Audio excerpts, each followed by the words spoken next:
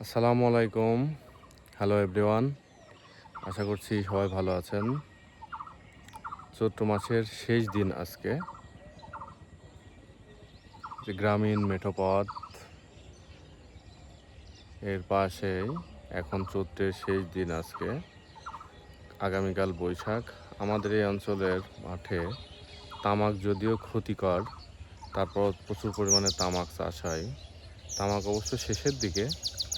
এই যে তামাকের গাছের অবশিষ্টাংশ দেখা যাচ্ছে। কিছু কিছু তামাক এখনো মাঠে আছে। এই যে আশেপাশে সব তামাক চাষ গ্রামীণ মেঠোপথের বিস্তীর্ণ এলাকা জুড়ে এটা চাষ হয়। দেখেন ওই দূরে, ওই দিকেও পুরো মাঠ জুড়ে তামাকের চাষ হয়। প্রায় সব রাস্তাই পাকা হয়ে গেছে,